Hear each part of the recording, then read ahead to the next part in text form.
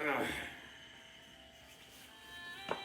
umaga po sa ating mga kapatirang gising na at sa ibang panig ng mundo ay magandang gabi naman po. At ang oras po ngayon ay it's already 5:12. At tuloy ho natin ang ating pong kunting minuto para sa ikadaragdag pa rin ng ating pong ikatututo. What a wonderful week. Last week ay we could be able to preach 7 times maliban po sa every morning na tayo po ay nagkakaroon ng ganitong pagkakataon. Kunting minuto para sa ikadaragdag pa rin ng ating pong ikatututo. We have read yesterday ang Psalm 65 verse 4 at ulitin ko po dahil dito natin kinuha yung ating pong pinag-aralan. Nang sabi niya dito, "Blessed is the man whom thou chosest, and causeth to approach unto thee, that he may dwell in thy courts. We shall be satisfied with the goodness of thy house, even of thy holy temple." Ang Diyos po ang magpala ng pagkabasa ng kanya pong banal na salita. At one of the greatest thing that had happened in my life, Orange, good morning, Nak, ay sa dami ng mga tao ay billion of people today, ay masasabi natin napakapalad natin kasi isa tayo sa naligtas. Sabi ko nga po kadami ng buhangin sa dagat at kadami ng mga bituin. At yan po ay ginamit na illustration ng Panginoon of billions of people. Dati mayroong kantang, "Why have you chosen me?" Out of million. Okay? And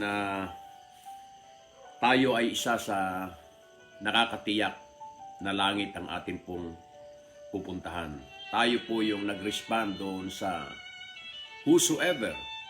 And we appreciate those people who prayed for us, who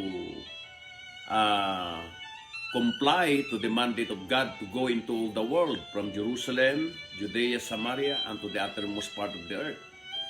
When David said, "What shall I render of all the benefits of God towards me?"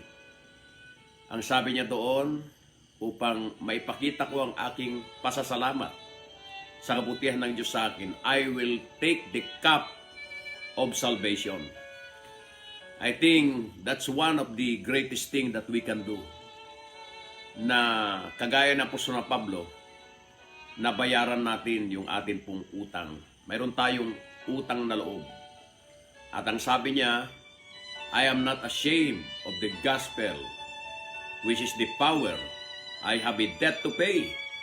At ito ang isa sa mga bagay na kanyang sinabi na ipapahagi niya ang ebanghelyo. Kahit na kuminsan labag sa kanyang kalooban, but a dispensation was given unto him. Now, the man God chooses will be blessed. Nabanggit po dyan sa talata na yan, "Man whom thou choosest." Pangalawa, will be bold. "Causeth to approach unto thee." I have mentioned that we have to come boldly into the throne of the grace of God. You know, yan ay isang bagay na namimiss ng ilang mga mananampalataya. Hindi lang ginagamit yung kalapong pribileyo. Okay? Alam nyo, pag ikaw ay namumuhay sa sentro ng kalooban ng Panginoon, you can always say, "I can go to my Father, which is my Abba Father." Ang aking Ama ay Hari, ang aking Ama ay Diyos, at yun yung nagpapalakas ng ating kalooban. Ano man ang mga pinagdadaanan natin sa buhay, alam natin ang biyaya ng Panginoon ay magiging sagana. Okay? Kaya, I'm very sorry, medyo inilay ko ng kaunti yung ating pong music, maingay. So anyway, yun po yung pagiging mapalad ho natin na pinili tayo ng Diyos kasi mayroon tayong katapangan. Kaya we never inferior to anyone. Kung alam mo yung kalalagayan mo, as we have the opportunity to meet some prominent people, and sometimes mamapuri nila, ipagyayabang nila na sila ay anak ni so and so. Pero I always keep myself silent and start asking question. You want to know kung sino naman ang aking tatay. At ang lagi ko sinasabi, ang tatay ko ay ang Diyos. Wala man akong karangyahang masyadong buhay dito sa lupang ito. Nakagaya ng mayroon kayo. Mayroon kayong singsing na ginto, mayroon kayong hikaw na ginto, mayroon kayong kwintas na ginto, o maaaring hindi lamang ginto, mayroong mga brilyante pa. Pero alam nyo, sabi ko, sa langit, yan ay mga palamuti lamang. Yan po ay lalakaran lang namin. At mayroon kaming mansion doon at higit ay kasama namin ang aming pong Diyos at ang aming pong Ama. Kaya we are so blessed at kaya ho, yun yung magbibigay sa atin ng boldness. Pangatlo na nakita ko natin, the man God chooses not only bless, not only will be bold, but they will blossom. Okay, they will blossom. As I asked you to open your Bible in the book of Psalms also, chapter 93. Alright, in chapter 93 of the book of Psalms, makikita ho natin na binanggit po sa verse 13, as I will read it to you. Ang sabi ho, sa chapter 92, verse 13 po ng Psalms. Ang sabi niya, those that be planted in the house of the Lord shall what? Shall flourish in the courts of our God. Shall flourish in the courts of our God. Binanggit po sa ating pong teksto sa 65 verse 4 yung word na dwell in thy courts. Dwell in thy courts. Okay? Ang sabi o sa 104 ng Psalms din, as I will read it to you, 100 verse 4, ang sabi o dito ay ito, enter into his gates with thanksgiving, and into his courts with praises, thankful unto him, and bless his name. So makikita ko natin dito yung word na dwell in thy courts. At yung courts ng Panginoon ay parang makikita ko natin doon na mayroong mga tagapagtanggol, mayroong mga kinakasuhan, mayroong mga nagdidimanda, at ultimately, mayroong tinatawag na judge. It reminds me of my sin na kinasuhan at nahatulan na. Pero mayroon tayong tinatawag na tagapagtanggol at walang iba kundi ang Panginoon Jesucristo. Pagharap natin ultimately sa Diyos ay kung tayo ay hukuman, titingnan tayo ng Diyos sa pamagitan po ng ating pong relasyon kay Kristo Jesus. At yun yung nagbibigay sa atin ng kapayapaan, ng tapang, na hindi natin kinakatakutan ang kamatayan, hindi natin kinakatakutan ang mga panganib sa lupang ito, dahil ultimately, God is our protection. Kaya ho, pag sinabing korte, nakakakaba kung minsan, lalo na kung alam mo na mayroong kang kasalanan, alam mo na ikaw ay hatulan, but knowing that the Lord had already paid, sabi nga ho doon sa Romans chapter 5, therefore being justified by faith, we have peace with God. Okay?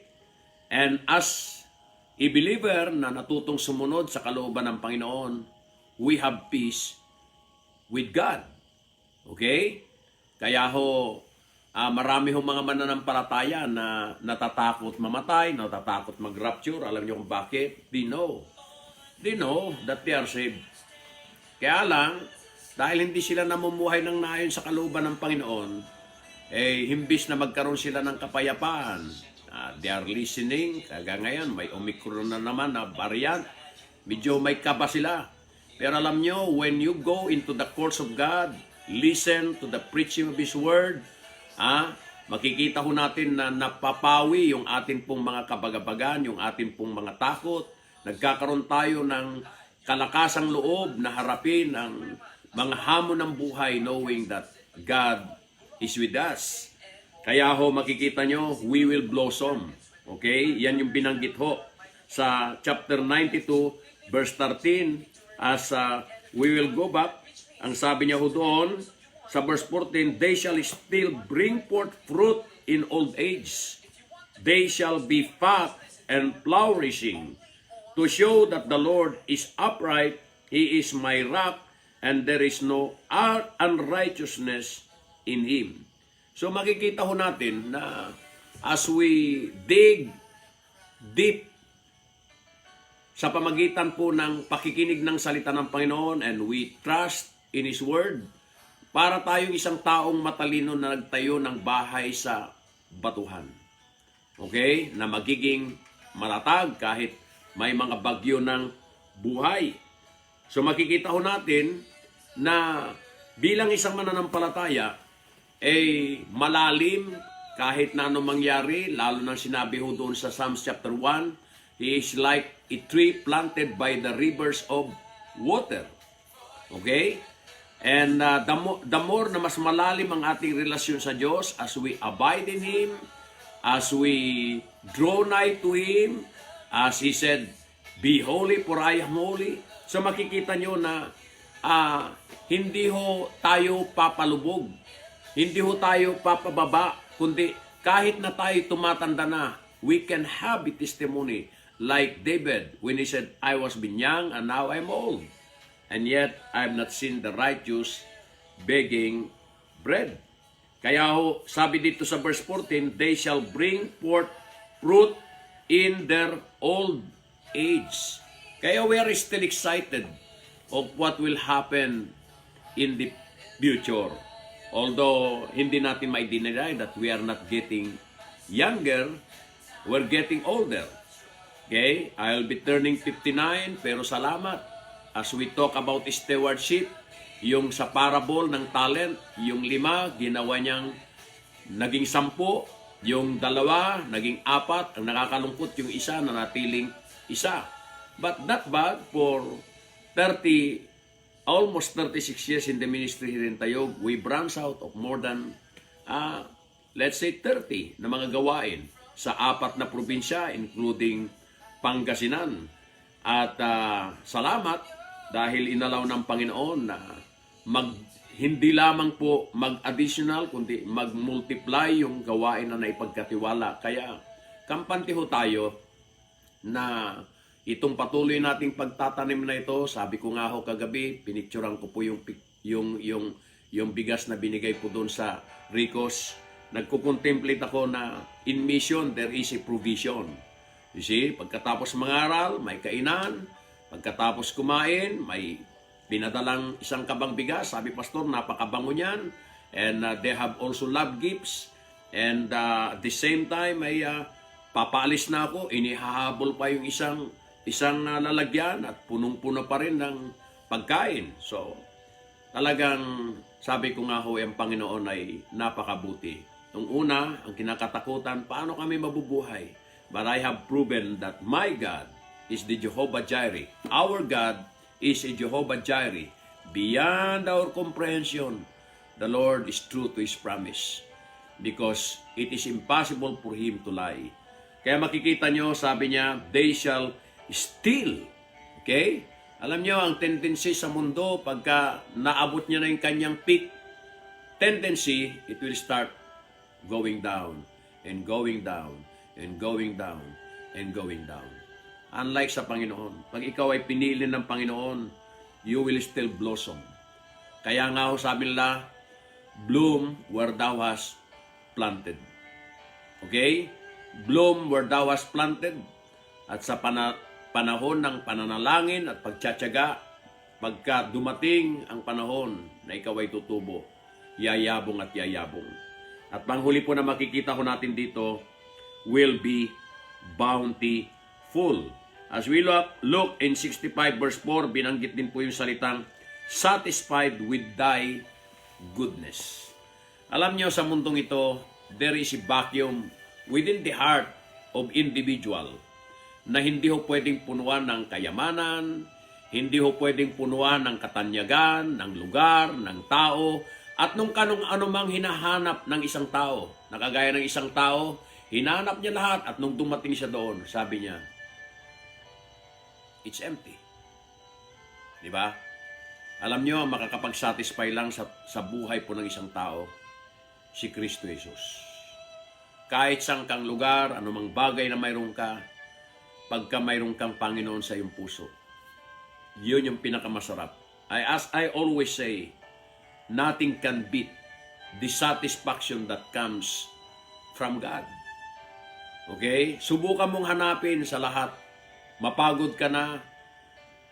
Okay? Sa kahanap, mayroon ka na, hindi ka pa rin magiging masaya.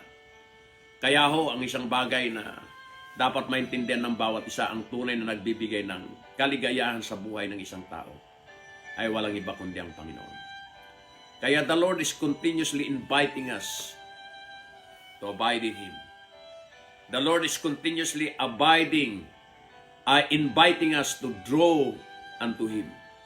Nawa po sa buhay natin, makita ho natin yan. And the only way na makita ho yan ay lagi tayong magtiwala sa Kanyang salita. Kaya atin pong ilagay ang ating pong panahon sa salita ng Panginoon as we read.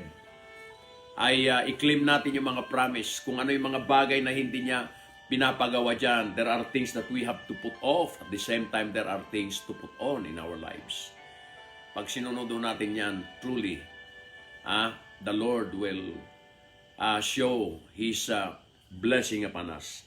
So the man God chooses are men that are blessed, men that are bold, men that will bloom, and they will be bountiful in their lives.